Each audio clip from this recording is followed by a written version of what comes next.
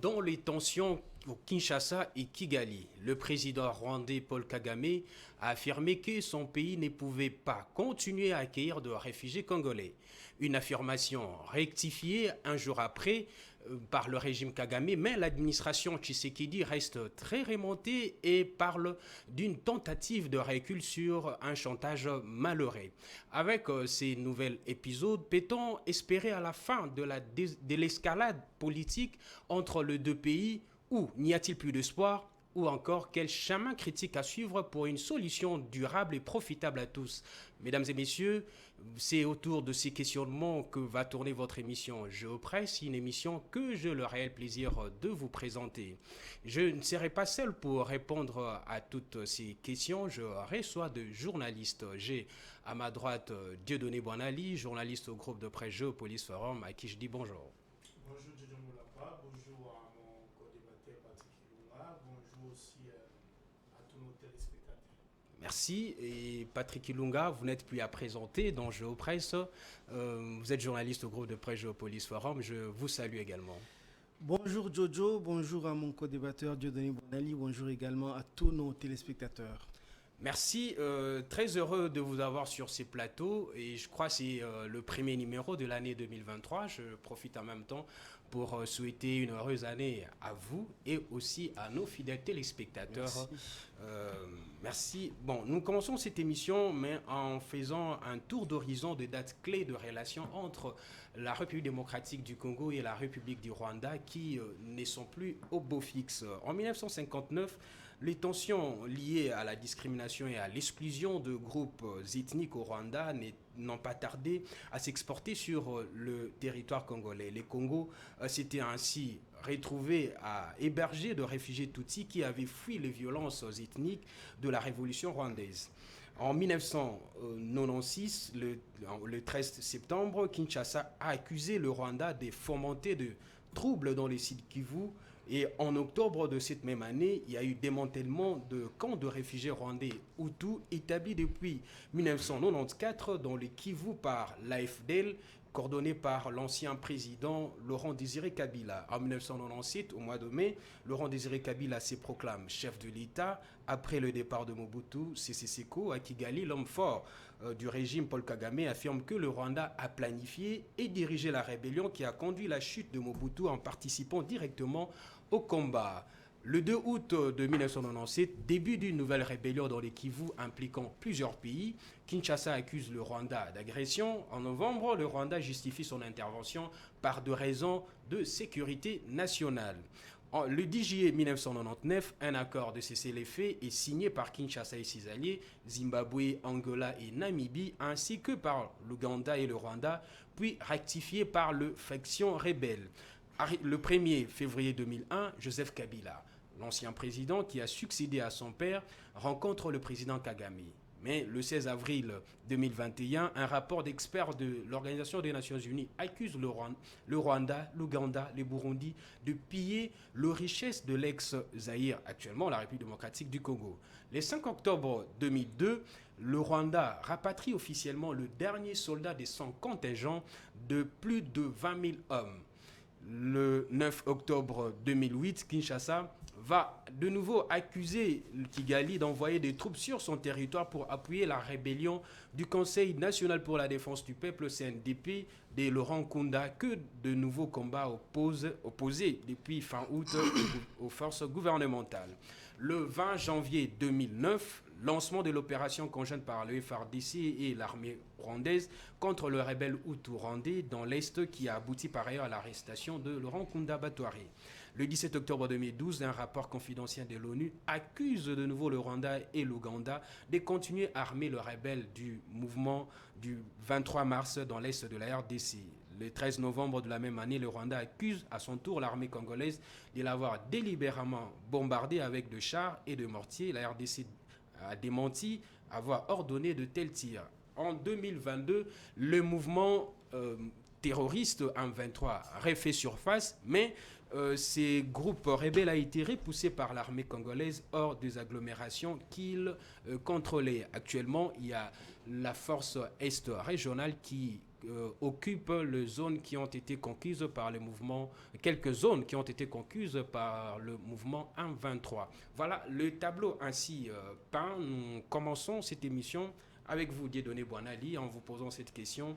Les tensions qui continuent de s'accroître entre les deux pays, non seulement à la suite de nouveaux affrontements entre le rebelle du mouvement M23 et l'armée congolaise, qui ont déplacé des dizaines de milliers de personnes à l'est du Congo, mais aussi aux dernières déclarations du président Paul Kagame et de la réaction du gouvernement congolais sur les dossiers de réfugiés congolais. Qu'est-ce qui se cache derrière ces conflits? Bon, moi je vais dire d'abord que c'est la déclaration du président Paul Kagame sonne l'éclat d'un régime qui est aux abois, qui multiplie des stratégies pour essayer un peu de renverser la tendance, parce que la tendance est vers l'équilibre des forces. Il fut un moment où les Rwandais étaient très écoutés et Kigali profitait du chantage dû au génocide rwandais pour mettre la pression et mettre toute la communauté internationale dans la poche. Mais malheureusement, cette fois-ci, ça avait déjà commencé avec le président Joseph Kabila. Il avait compris les jeux de Kigali et en quittant le pouvoir, son successeur Félix Tshisekedi a aussi compris les jeux de Kigali et il a commencé à aller sur les mêmes terrains au sein du concert des nations, faire un plaidoyer et grâce à des lobbies et au soutien des amis du Congo.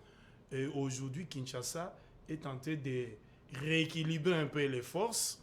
Les discours de Kagame pour la défense des minorités, parce que Kigali s'est fait l'avocat des réfugiés congolais qui se trouvent sur son sol, et aussi des Congolais, des Tutsis congolais d'origine rwandophone, qui selon Kigali sont maltraités au Congo. Ils ne sont pas protégés par les pouvoirs de Kinshasa. Voilà un peu ce que je peux dire. C'est un régime aux abois qui n'a que sa dernière carte. C'est-à-dire Kigali joue la carte des réfugiés congolais pour faire un peu le chantage à Kinshasa. Et il sait que c'est là où ça fait mal. Et quand je vais appuyer sur la carte des réfugiés, le mouvement du 23 mars va récupérer ces discours et l'amener sur la table des négociations.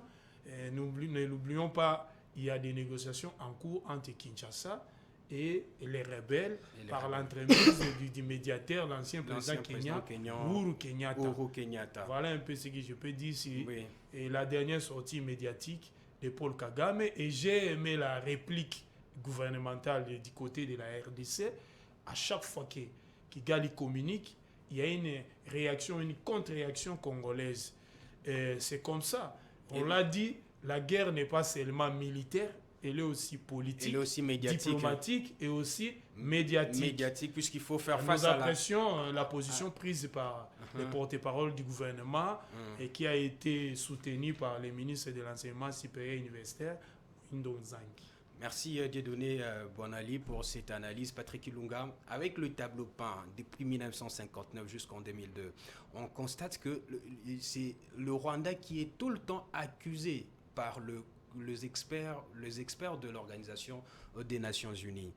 Avec tous ces rapports, peut-on considérer vraiment que c'est le Rwanda le vrai problème de l'insécurité à l'est de la RDC? Non. Le Rwanda n'est pas le vrai problème. Je crois que le vrai problème, c'est peut-être la conception du pouvoir et de l'hégémonie que M. Kagame a peut-être. C'est lui le problème et sa conception peut-être. Mais le Rwanda en soi, je crois que le chef de l'État l'a dit plusieurs fois, le Rwanda ne doit pas être considéré comme un État ennemi, mais simplement il faut bien regarder, il faut avoir une vue systématique ou bien on va dire holistique de la question. Vous voyez, la RDC est au cœur de la région des Grands Lacs. Regardez les pays qui sont régulièrement cités dans les questions sécuritaires avec la RDC. C'est l'Ouganda, c'est le Rwanda c'est le Burundi, il y a quelques années.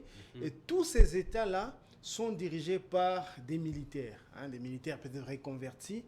Et tous ces États ont été soit formés, soit formatés, soit fortement impactés par les questions sécuritaires. Soit il y a eu coup d'État, il y a eu changement de pouvoir par la violence. Donc ils ont une autre Lecture du pouvoir. Une autre lecture du pouvoir et de la domination. Les questions sécuritaires ne peuvent pas les laisser, comment dire, indifférents. Regardez bien. À un moment donné, il faut que nous, on se replie sur nous-mêmes pour voir nos faiblesses, pour corriger ça. Parce que nous, on ne peut pas imposer au Rwanda de ne pas avoir peur. D'autant plus que le Rwanda, c'est ce que l'insécurité a dû coûter dans les années passées, en termes de sang, en termes de sueur, en termes de beaucoup de pertes, même économiques. Voyez-vous. Donc, tous ces États-là, nous, on ne doit pas forcément continuer à les condamner. C'est vrai que la rhétorique de guerre, moi, ça me gêne un peu parce que ça ne fait pas avancer les choses. Regardez, la zone d'Afrique, on va dire, des Grands Lacs d'Afrique, elle est considérée comme celle qui abrite les guerres majeures. Les guerres majeures, c'est quoi? C'est des guerres qui coûtent plus de 1000 vies par an. Et cela dure plus de 30 ans. Et la rhétorique de guerre dans laquelle nous sommes aujourd'hui, et le Rwanda et la RDC, est susceptible à nous amener encore à faire perdre des vies des gens. On est loin d'espérer à une escalade politique. Avec, non, à une désescalade. Oui, oui. On est loin de la désescalade. Oui. Actuellement, c'est un peu, il y en a qui disent que allons directement dans la confrontation directe. Or, ça va nous faire perdre 50 ans, 30 ans en arrière. Parce que même dans la pire guerre, on finit toujours par parler. Maintenant, nous, au lieu de continuer à indexer les autres, c'est vrai ils ont beaucoup à se faire pardonner, ils sont coupables de beaucoup de choses, mais regardons-nous. Moi, j'ai toujours donné l'exemple d'Israël. Israël est entouré par des États hostiles qui promettaient la mort à Israël. Alors, la clé pour Israël de se sauver, c'était d'abord de se rendre fort. Oui. Il a défait tous les États hostiles. Oui. À côté, Israël aujourd'hui peut dire qu'il est l'épouvantail de la région du Moyen-Orient. Parce qu'il a d'abord compté sur ses propres forces, il s'est rendu fort lui-même. Parce que, bon, regardez ces États-là. À vrai dire, en dépit du soutien des autres États occidentaux. Mais le soutien vient en appui, justement. Donc, il vient appuyer une force qui existe déjà. Oui. Une volonté de domination qui existe déjà. Parce que... C'est le cas ici aussi en RDC. Regardez le Rwanda, le Burundi, l'Ouganda. Ces États-là, vous ne pouvez pas leur dire de ne pas s'inquiéter du désordre qui se passe au Congo. Les États ne vivent pas en vase clos. Voyez-vous? Donc, il y a une interdépendance parce que si vous remarquez bien, comment les gendarmes katangais dans les années 70 réussissaient à venir faire des coups au Congo? C'est parce que l'Angola à côté était en désordre. Donc, ils profitaient du désordre de l'Angola. Ils faisaient de l'Angola leur bastion. Et ils venaient semer le désordre et de la mort ici au Congo. Donc, ces États-là sont en droit de s'inquiéter. À nous maintenant de trouver la clé. Oui. Moi, ça m'inquiète un peu parce que quand le président de la République avait pris ses fonctions, le président Tshisekedi, il avait deux phrases qui étaient clés. Nous allons construire des ponts et non des murs. C'est-à-dire qu'il fallait trouver, avec tous les États qui étaient considérés comme hostiles, les clés pour trouver la paix. Justement, mais la fameuse formule Sarkozy, elle inquiétait les gens en 2009 quand il disait qu'il faut travailler ensemble. Mais le président de la République l'a appliqué. Mais malheureusement, on n'est toujours pas arrivé à la paix. On n'est pas toujours pas arrivé à la paix. La clé de la solution, c'est d'abord nous, on doit se rendre fort. J'aime bien la dynamique actuelle avec l'enthousiasme qu'il y a de renforcer les forces armées de la RDC. C'est ça la clé.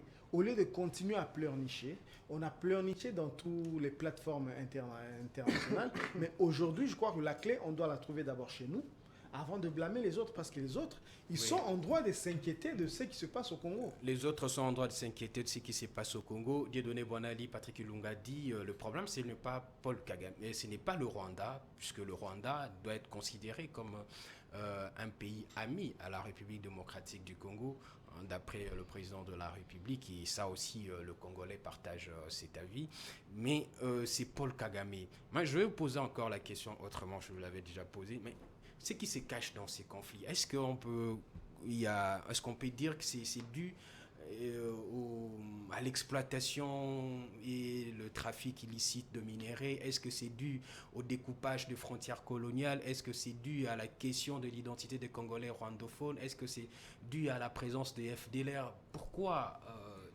quelle est vraiment le vraie raison qui se cache derrière Jojo Moulamba, la réponse se trouve avant la période 1994. Et le Rwanda n'a pas connu Paul Kagame comme leur seul président.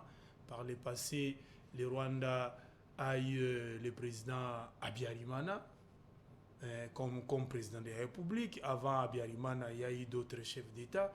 Nous avons toujours vécu en paix avec le Rwanda et les autres pays de la région jusqu'à créer des communautés d'intégration économique. Vous vous rappelez de la fameuse CPG, la communauté économique pour le développement des pays des Grands Lacs. Le problème est qu'avec l'avènement de Paul Kagame au pouvoir, la donne a changé. Et Paul Kagame nourrit d'ambition d'étendre les frontières du Rwanda jusqu'à l'intérieur de la RDC. C'est ça le problème. L'autre problème, quand vous envoyez vos soldats dans un État voisin et qu'ils arrivent, ils trouvent la manne, les minéraux, les ressources naturelles qui ne sont pas exploitées. Et la tentation est de vouloir les exploiter par des groupes armés, et par une exploitation artisanale et permanente. C'est ça le problème. Comment mettre fin au pouvoir économique déjà acquis? Les gens qui étaient déjà habitués à exploiter nos ressources naturelles pour développer leur pays. Et aujourd'hui, vous amenez l'état de siège. Vous réorganisez votre pays, vous réorganisez l'armée, vous réorganisez l'administration. Ça doit faire très mal. Et ce qui se passe entre la RDC et le Rwanda, ce n'est pas une nouveauté. Ça a existé avec d'autres pays dans le monde. Où vous avez vu un pays prendre un autre en otage, ou bien une partie d'un État, et l'exploiter économiquement pour l'intérêt de la mère patrie. Ça a toujours existé. Maintenant, vous avez des dirigeants qui essaient un peu de laver l'image ternie de Kinshasa, c'est-à-dire on a un gouvernement faible, nous avons un régime qui pleurniche, et nous citons tout le temps dans nos discours le Rwanda matin, midi, soir. Maintenant, nous avons pris les taureaux par les cornes, c'est-à-dire en réorganisant notre armée pour nous défendre et protéger nos frontières héritées de la colonisation. Je vais vous rappeler une chose. Le Rwanda a 26 338 km². La RDC a 2 345 410 km². Et selon les estimations de la Banque mondiale, vous trouvez au Rwanda une population avoisinant les 12 millions d'habitants. C'est l'équivalence, c'est presque la population de Kinshasa. Et vous avez en République démocratique du Congo une population avoisinant 108 millions d'habitants. Quand vous comparez la densité dans les deux pays, vous avez 483 habitants au kilomètre carré au Rwanda et 46 habitants au kilomètre carré en RDC. C'est déjà un problème. Donc, pour le Rwanda, et c'est ça ce qu'on inculque même à la population rwandaise. Donc, pour le Rwanda, la RDC voisin, c'est un Eldorado. Il faut aller chercher la vie là-bas. C'est tout le monde qui veut aller là-bas. Puisqu'il y a d'autres frères rwandais qui se trouvent là-bas après le découpage colonial. Il y a eu de Rwandais, ils ont retrouvé de là-bas. Il y en a. Et puis, quand le président rwandais brandit la carte réfugiés, non, je ne veux plus accueillir les réfugiés congolais. Mais c'est en violation des conventions internationales. Il a rectifié cela. Il a rectifié, mais on lui a rappelé la convention de 1954 et celle de 1961 relative à la protection des réfugiés, qui ne lui donne pas ces droits-là. C'est inhumain et il risque même de recevoir des sanctions de la part de la communauté internationale. D'ailleurs, son plus Des grand sanctions soutien, qui le tardent à gouvernement venir. britannique Ouais. a suspendu depuis le mois de décembre 2022 l'aide bilatérale accordée au Rwanda. Les sanctions déjà commencent à tomber. Les Nations Unies ne blaguent pas avec la question des réfugiés. Si vous voulez recevoir des sanctions de la communauté internationale, maltraiter les réfugiés, chassez-les comme vous le voulez. Le statut du réfugié ne vous permet pas de les chasser comme bon vous le semble. On demande aux réfugiés les rapatriements volontaires. C'est au réfugié lui-même. On vient lui demander, vous voulez aller où? Il pensait monter les enchères en faisant cette Il déclaration. pensait monter les enchères, faire ramener Kinshasa à la table de négociation, c'est-à-dire pousser Kinshasa, enlever toutes les mesures prises récemment. Il y a eu la suspension des accords bilatéraux, des accords commerciaux, la suspension de certains projets. Il y a eu la suspension de la compagnie aérienne rwandaise Rwandair, qui ne vient plus au Congo. Il y a eu plusieurs suspensions des accords économiques qui ont fait mal à Kigali. Et puis, le Rwanda est redevable à la République démocratique du Congo. Patrick Ilunga l'a dit tout à l'heure en passant. En 1994, l'ex-Zaïre, l'actuelle République démocratique du Congo, a accueilli plus de 400 000 réfugiés rwandais. Et parmi ces réfugiés, beaucoup se sont intégrés en République démocratique du Congo. Ils vivent avec nous. Excusez-moi pour ma voix. Ils vivent avec nous. Depuis que nous avons accueilli plus de 400 000 réfugiés sur notre sol, le Congo a connu beaucoup de problèmes. Il y a eu la destruction de l'environnement, il y a eu la déforestation parce que ces 400 000 personnes allaient vivre comment? Allaient vivre comment? Mais il fallait couper le bois, il faut faire la chasse. Oui. Et en posant ces actes, il y a eu l'environnement qui a été détruit, il y a eu des animaux qu'on a tués pour vivre, et puis ça nous a créé l'insécurité parce que vous avez sur votre sol une ville de Goma qui n'a pas d'infrastructure pour accueillir plus de 400 000 réfugiés.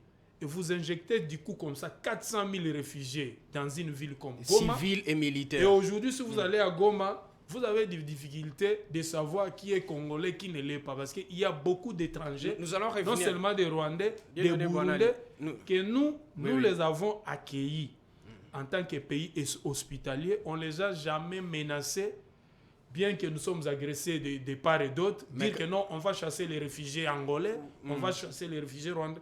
On ne l'a jamais fait. Mais Kagame se permet. Dieu donné, je vais revenir vers vous.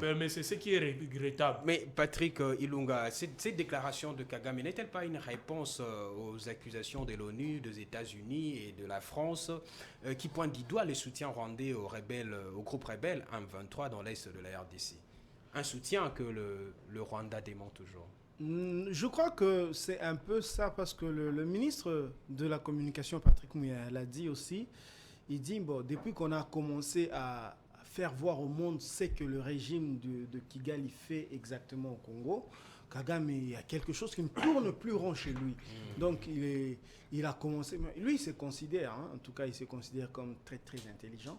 Mais il a commencé à perdre un petit peu pédale, oubliant qu'il y a des Rwandais ici qu'on a accueillis. Parce que là, le Congo... En multipliant même des déclarations. Vous savez, il y a des conflits communautaires au Congo, on ne peut pas nier.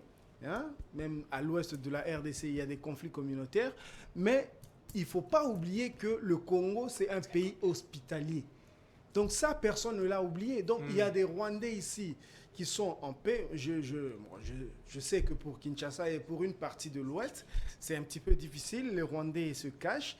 Et, nous avons même des Angolais qui avaient fui les conflits entre l'UNITA et MPLA, qui vivent au Congo. On ne les a jamais menacés qu'on va vous faire rentrer dans votre pays. Ils vivent avec nous. Voilà, donc je crois que pour Kinshasa et pour d'autres provinces à l'ouest de la RDC, c'est un petit peu difficile. Les Rwandais ne sont plus les bienvenus, en tout cas. C'est un petit peu déplorable, mais c'est ça. Mais dans la partie est, je crois que les Rwandais sont là et vivent en paix. Les quelques conflits qu'il peut y avoir entre communautés, généralement, c'est deux cas. D'abord, c'est des conflits isolés, généralement. Et puis le deuxième cas, c'est quoi?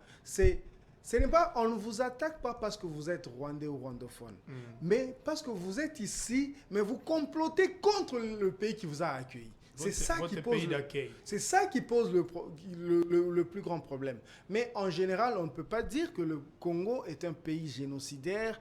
Non, le peuple congolais est très hospitalier. Je crois que la déclaration de Paul Kagame le 9 janvier, c'était lundi. C'était lundi, si je ne me trompe pas. Il disait quoi? Il dit que je m'adresse à vous, la communauté internationale. Mais pourquoi il a maintenant le toupet de s'adresser à la communauté internationale? C'est parce que les mêmes gens qui étaient son soutien, on va dire, c'était un petit peu la loi du silence, parce que les Nations Unies ou bien la France s'est reproché un petit peu des choses sur ce qui s'est passé, les événements malheureux au Rwanda en 1994. Donc, ils étaient un petit peu dans une sorte de l'omerta, c'est-à-dire la loi du silence.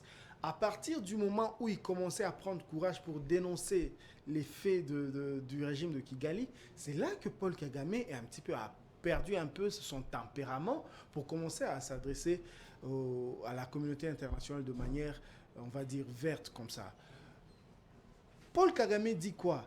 Il dit que le Rwanda refuse de porter le fardeau de tout ce qui se passe au Congo. Mais on peut aussi lui rétorquer. Et je crois que le ministre Mouya le fait très bien quand il rétorque, il dit mais la RDC porte déjà le fardeau de ce qui s'était passé au Rwanda. Parce que imaginez, comme pose la question, comme le ministre Mouya a dit, imaginez si le Congo avait fermé les frontières lorsque ça bardait au Rwanda en 1994. Qu'est-ce que le Rwanda allait devenir? N'est-ce pas que c'était un bain de sang qui allait se prolonger? Et donc, je crois que ce qui se passe au Congo, c'est un peu la réplique ou bien la conséquence de ce qui s'était passé déjà au Rwanda. Mais qu'est-ce qui m'inspire comme réflexion? Nos deux pays, ou bien tous les pays de la région, ne doivent plus se regarder en chien de faïence. Pourquoi? Parce que quand vous faites la guerre, à un moment donné, ça se répercute sur l'un ou l'autre. Le Congo, ou bien le Rwanda, dit qu'il ne peut pas porter le fardeau de tout ce qui se passe au Congo. Mais le Congo porte déjà le fardeau de ce qui s'était passé au Rwanda. Donc aujourd'hui, moi j'invite, je ne sais pas si l'Union africaine, les organisations régionales peuvent regarder maintenant ce qui se passe au Congo et avoir le courage de dénoncer vraiment le plan de Kigali. Parce que regardez ce qui se passe dans la région. Kigali ou bien le Rwanda, on va dire Paul Kagame, le régime de Paul Kagame est déjà en froid avec le régime de Burundi. Donc le Rwanda de Paul Kagame est en froid avec le Burundi. Le Rwanda de Paul Kagame est déjà en froid avec l'Ouganda. Ils ont arrangé il y a quelques mois seulement. Donc, ils avaient fait 3 ans de fermeture des frontières. Et le Rwanda de Paul Kagame est en froid avec le Congo depuis beaucoup des années. Alors, il faut se poser des questions. Paul Kagame aura été peut-être un bon dirigeant pour le Rwanda. Peut-être que l'histoire le jugera comme ça. Mais pour la région, c'est vraiment un président qui ne mérite plus d'être dans la région parce que la région veut aller de l'avant. La région veut aller de l'avant, mais on voit quelqu'un, je ne sais pas si peut-être il tient ça de l'histoire, il est né dans la guerre. Vous avez rappelé les dates clés de l'histoire de Rwanda tout à l'heure. Il est né donc dans cette dynamique de guerre dans les fin années 50. Donc il a grandi avec ce traumatisme-là, mais il veut imposer maintenant son hégémonie par la guerre, par la violence, par la terreur. Et ça ne marche pas. Et ça ne marche pas. La République démocratique du Congo ne se laisse pas faire et les autres pays voisins également. Mais que répondez-vous, Dieudonné Mwandali, à ces historiens qui pensent que tant qu'on n'aura pas résolu le problème de l'identité de Congolais rwandophones, les Congolais réagiront toujours devant la présence Tutsi comme devant une menace?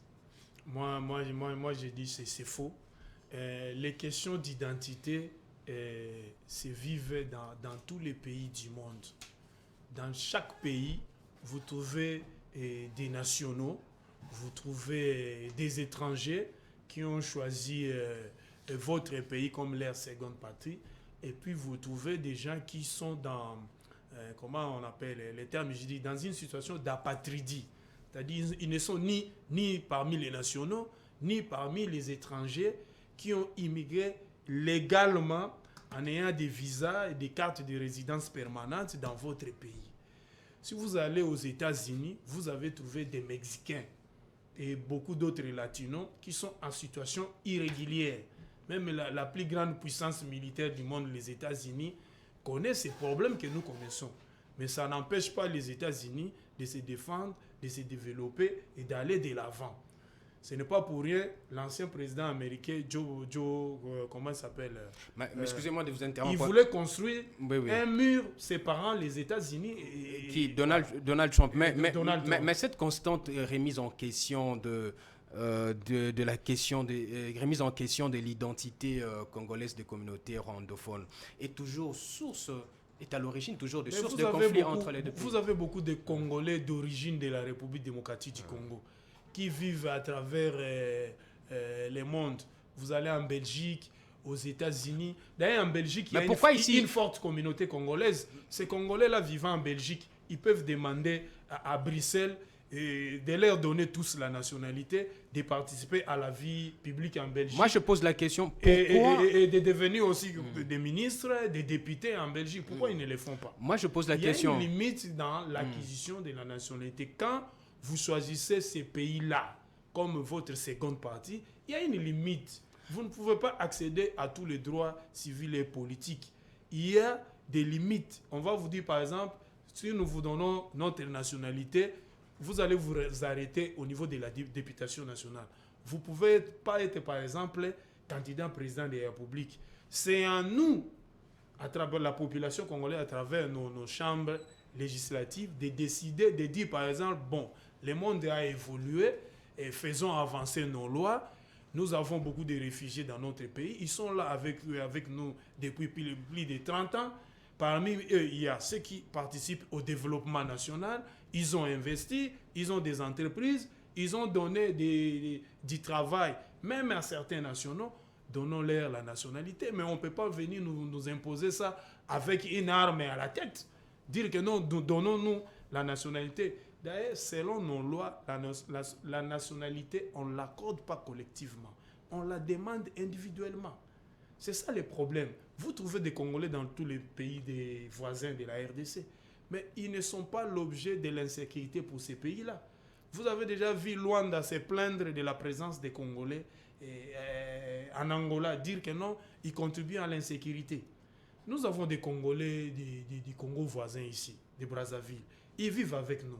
Nous avons des Guinéens, des Maliens. Ils remplissent nos communes ici, des Barumbu, des Kinshasa. Moi, je pose la question, mais pourquoi? Quand on parle de l'insécurité à Kinshasa, vous plaît, on dit que ce sont des Guinéens, ce sont des Maliens. S'il vous plaît, moi, je pose la question, mais pourquoi cette constante remise en question de la question une mise en question de l'identité congolaise des communautés rwandophones est toujours à l'origine des conflits à l'est de la RDC? Parce que parmi les Congolais, parmi les Tutsis congolais d'origine rwandaise, qui sont devenus des Congolais qui vivent avec nous, vous trouvez certains qui jouent un double jeu. Il n'y a pas seulement eux. Vous trouvez aussi des Ougandais, vous trouvez aussi d'autres nationalités qui vivent ici au Congo, qui ont opté pour la nationalité congolaise, mais en vivant au Congo, ils continuent à travailler pour leur pays d'origine. C'est pour cela qu'on parle des infiltrations dans l'armée, on parle des infiltrations dans l'administration congolaise, on parle des infiltrations au niveau du portefeuille de l'État. Voilà pourquoi nous disons, on ne peut pas choisir le Congo et continuer à servir votre ancienne patrie, que ce soit l'Angola, la Centrafrique, le Congo-Brazza, le Rwanda, le Burundi. Quand vous avez opté pour le Congo, défendez le Congo. Travaillez pour son développement, travaillez pour le retour de la paix au Congo. Parce que vous avez eu des enfants ici. Vous vous êtes marié avec des Congolaises. Nous avons déjà fondé une famille. Est-ce qu'on doit continuer à nous battre? Mais jusqu'à quand? On doit négocier notre paix avec ceux qui veulent le développement de l'Afrique. Ceux qui ne veulent pas qu'on parle, qu'on dialogue, bon, s'ils veulent qu'on aille en guerre, le président de la République l'a dit, je veux exploiter toutes les solutions. La guerre n'est pas exclue. La solution diplomatique est là, et la solution politique est là. Si on m'oblige d'aller vers la solution militaire, eh bien, nous y allons. Il y a des guerres aussi qui se terminent, des conflits qui se terminent aussi par la guerre. Et qui se terminent aussi par la guerre. Patrick Ilunga, le Rwanda accuse souvent l'armée congolaise de collaborer avec le groupe de forces démocratiques pour la libération du Rwanda dans les opérations militaires. Mais les autorités de Kinshasa rejettent catégoriquement ces accusations. Le porte-parole de FDR n'était pas immédiatement disponible n'est pas toujours disponible pour faire de commentaires sur ces sujets. Quel est l'argument qui tient entre les deux? Alors, Kigali accuse la RDC de collaborer avec le FDLR. La RDC accuse Kigali de collaborer avec le M23. Alors, qu'est-ce qui tient? Joe Moulamba, je crois que la question que vous avez posée à Dieudonné Bouanani est une question majeure. Si vous me permettez, je glisse 2 mots par rapport à ça. Laissez-moi vraiment le temps. La division entre, on va dire, les rwandophones et les Congolais, je ne sais pas d'ailleurs, ceux qui ne parlent pas Kinyarwanda, est arrivée via les hommes politiques. Il faut le dire, parce que moi, je suis un enfant qui est grandi un peu au Lualaba. On avait des voisins presque directs, des Rwandais. On nous envoyait, allez acheter le sucré ou bien le jus chez les Rwandais. Ça ne nous posait pas de problème. On avait des PDG de quelques, on va dire, de Gécamine, parce qu'il y a UZK, il y a beaucoup de filières de Gécamine. Il y en a qui étaient Rwandais, ça ne nous posait pas de problème. Les Didier Miko, ceux qui ont fait Télécel, c'était des Rwandais. Et ça ne nous posait pas de problème. On a étudié même avec certains Rwandais à l'université de Kinshasa. Maintenant, la division est arrivée avec les hommes politiques. Soyons clairs là-dessus. Maintenant, le problème, c'est quoi? Le Congo, c'est un mosaïque de peuples, comme on dit. Le Congo, c'est plus de 400 tribus, vous le savez. C'est aujourd'hui plus de 700 partis politiques. C'est 9 frontières. Vous savez, moi, j'ai plusieurs idéologies, plusieurs cultures. Voilà, moi, j'ai de la famille à Kasumbalé, ça par exemple. C'est la frontière Congo au Zambie. Voyez-vous? Donc, cette frontière-là, vous y allez, vous trouvez des gens qu'on appelle les Balamba, les Babemba, tout ça. C'est des gens qui se retrouvent au Congo, qui sont congolais, mais il y a aussi les Babemba zambiens. Donc, dans toutes les frontières, les 9... Moi, je ne connais pas un seul pays africain qui a 10 frontières. J'en connais pas. Je crois qu'on est plus exposé à ces problèmes-là que n'importe quel autre pays en Afrique. Il faut bien gérer ces questions-là. Parce que vous allez frontière avec l'Angola, vous trouvez les peuples qui sont en Angola et vous trouvez les peuples aussi au Congo. Le problème avec nous... Moi, j'avais un professeur de Swahili, professeur de Swahili à l'université, s'il vous plaît. Il nous disait, comment on dit tout le monde en Chiluba? Et nous qui comprenions un peu le Chiluba, qui parlions un peu le Chiluba, on disait Bantu Bons. Et il dit ceci. Tout le monde à Kinyarwanda se dit Batu et Bose.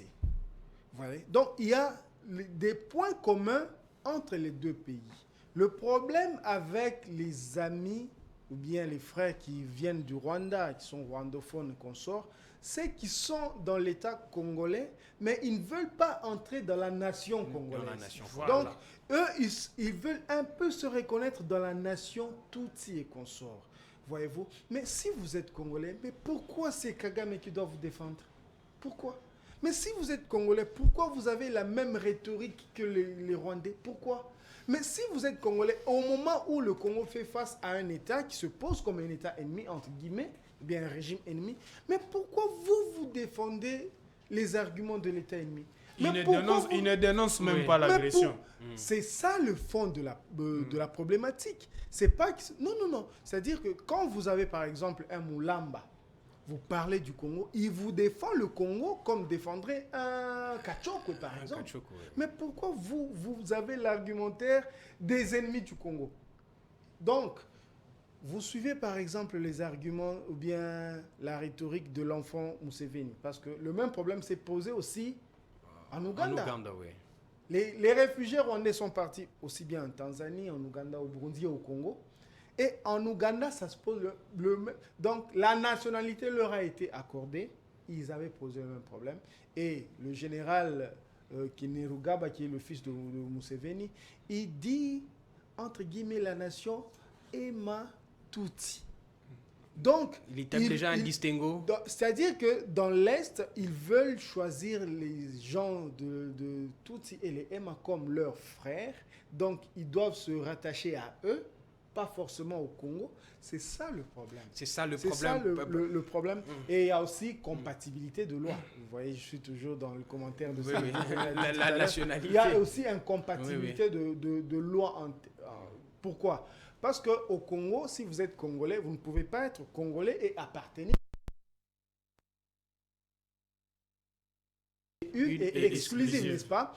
Mais le problème avec le Rwanda, c'est quoi ? C'est que quand vous vous reconnaissez ou bien vous déclarez qu'un de vos ascendants, même arrière-grand-père a été rwandais, donc eux, ils sont en droit de vous protéger. Dis-moi, Nanabiso, te protéger. Que vous soyez au-delà, Voilà que vous ayez une autre nationalité. Voilà pourquoi des généraux qui ont servi ici au Congo comme des généraux congolais, ils sont protégés au Rwanda comme rwandais aujourd'hui. Les Bosco Taganda et j'en oublie. Et James Kabaré. Donc voilà.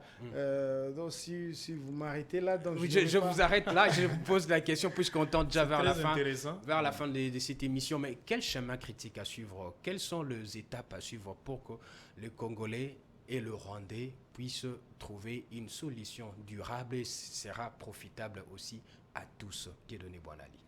Bon, je vais d'abord parce que ça a trop duré.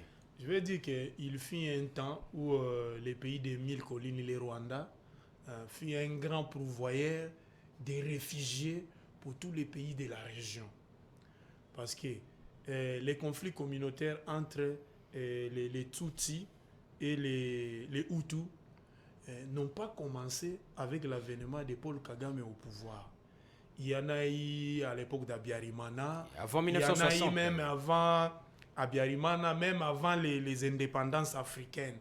Mais on savait, les colons savaient comment gérer ces conflits et ramener tout le monde à la table de la paix, fumer les calumet de la paix. Et puis les gens ont toujours vécu comme ça avec les conflits. Les conflits, c'est aussi un moteur des sociétés.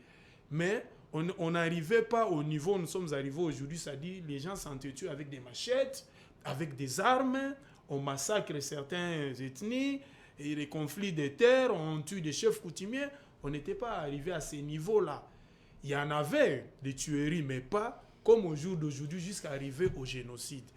Je pense que Paul Kagame a bien fait, le président rwandais, en revenant sur sa décision, parce que partout ici dans la région, même si vous allez au Congo-Brazza, vous allez trouver les réfugiés rwandais. Idem en Centrafrique, vous allez au Kenya, en Ouganda, en Tanzanie, parce que le Rwanda partage ses frontières avec 4 pays voisins. Vous avez la République démocratique du Congo, la Tanzanie, le Burundi et l'Ouganda.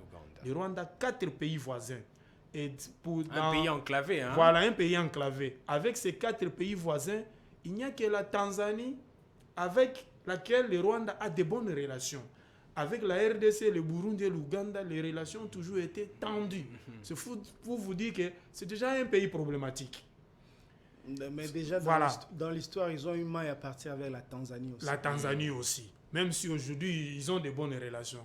La RDC a 9 voisins. Mais il y a toujours seulement un seul. Et parfois l'Ouganda qui vient un peu nous titiller aussi, appuyer le Rwanda. Mais souvent, le Rwanda qui nous pose des problèmes depuis 30 ans, c'est depuis l'avènement du nouveau pouvoir à Kigali. Et je pense, 30 ans de guerre, les chemins critiques. Les chemins critiques. Les Angolais ont fait 25 ans de guerre. Et un jour, ils se sont dit, le grand problème, c'était Savimbi. Si Savimbi n'est plus là, la paix va rentrer en Angola. Je pense, nous avons fait des analyses, nous avons fait des propositions. Donc vous dites comme le président de comme la Patrick République, Ilunga, le vrai problème c'est Paul Kagame. Le président de la République, il a dit, a essayé de donner même de l'excès de confiance à son homologue président Kagame. Et vous avez vu vous-même les résultats. Il a tout essayé. Donc, si Kagame n'est pas là, jusqu'à appliquer même la proposition de Nicolas Sarkozy, c'est-à-dire exploiter en commun les ressources naturelles. Il y a eu même des accords, même pour le secteur minier. Ça n'a pas apporté la paix à l'Est. On a essayé l'état de siège. Les bilans, nous les savons tous. on a essayé la diplomatie, les négociations politiques. Chaque fois, c'est toujours le même cercle vicieux. Et si ce n'est pas les RCD, ça devient les CNDP. Si ce n'est pas les CNDP, c'est les M23. Et demain, on ne sait pas quelle sera la future appellation du M23. Et c'est toujours l'éternel recommencement. Donc, nous avons identifié les vrais problèmes. Les problèmes, c'est l'homme qui est au pouvoir au Rwanda et son gouvernement. Le président de la République a été clair. Nous n'avons pas de problème avec les peuples frères et amis du Rwanda. D'ailleurs, quand vous suivez l'actualité, oui, vous allez voir, même au niveau des églises... Je dois vous couper. Même au niveau des églises, on chante les chansons religieuses congolaises. C'est pour vous dire qu'entre les deux peuples, il n'y a pas de problème. Il n'y a pas de problème. Patrick l'a dit, le problème, c'est au niveau de nos politiques. De nos politiques. Patrick Ilunga, on n'a plus assez de minutes, mais quel chemin critique? Moi, le chemin critique, c'est qu'il faut s'inspirer des bons exemples des États qui se sont fait la guerre, par exemple, entre la France et l'Allemagne. Aujourd'hui, c'est, on va dire, le couple le plus solide de l'Europe aujourd'hui, alors qu'ils se sont fait la guerre il y a quelques années. Et je crois que les deux pays, aussi bien que tous les pays dans la région, nous avons plus à gagner en faisant la paix qu'en faisant la guerre. Parce que pendant qu'on fait la guerre, on perd le temps de faire des échanges économiques, on perd le temps de construire des bonnes universités, on perd le temps de faire des choses importantes pour nos générations futures. Donc je crois que le fait de continuer à nourrir la frustration, parce que gagner en imposant la paix par la force du fusil, c'est pas vraiment une paix qui vaut, bien qu'on dit que c'est la paix qui est gagnée, c'est ça qui... Un peu des braves. Voilà. Mais le fait de nourrir des frustrations chez les autres, c'est justement faire le lit des prochaines guerres, des guerres prochaines, on va dire. Donc, si aujourd'hui le Congo perd face au Rwanda, demain, on va nourrir peut-être la vengeance pour aller faire un jour la guerre gagner. Donc, on va entrer dans un cycle... Mettre fin au cycle infernal. Il faut mettre fin à ce cycle infernal-là, parce que moi, je considère que les leaders aujourd'hui doivent regarder vraiment dans la même direction, d'autant plus que le peuple rwandais, moi je ne les considère pas comme un ennemi, le chef de l'État l'a dit, même les rwandophones aujourd'hui sont des Congolais que moi j'aime comme des frères autres de Katanga, du Kasaï. Nous avons des amis des rwandophones. Voilà, moi je connais même, je termine là, une personnalité que je t'ai le nom, Dieudonné Banali, vous le connaissez très bien, je vais vous le dire en off tout à l'heure, qui est dans les mines, mais qui est d'origine rwandophone, bien rwandaise ou je ne sais quoi. Mais il est tellement intégré, mais il inspire même des générations de autres compatriotes congolais. Mais il est d'origine, on va dire, rwandaise ou bien rwandophone, comme on les appelle. Donc, c'est des gens qu'on aime, c'est des Congolais comme tous les Congolais. Il suffit simplement de s'identifier à la nation. Voilà. Le Congo et le Rwanda sont deux pays frères, deux pays qui sont appelés à rester ensemble, à travailler ensemble pour le développement de la région de Grand Lac et pourquoi pas pour toute l'Afrique. Mesdames et messieurs, ça n'est fini pour cette émission Géopresse qui vous est présentée en direct à partir sur l'antenne de Géopolis TV. Nous avons parlé de la fin de l'escalade politique entre les deux pays. Vous remarquez comment les deux pays sont en train de nourrir encore les tensions et ce qui n'est pas bien pour le développement et la paix dans la région de Grand Lac. Voilà, nous espérons vous retrouver très prochainement. Je dis merci aux deux invités, aussi à l'équipe technique qui a assuré cette production. Retrouvons-nous le vendredi prochain et avec le même plaisir.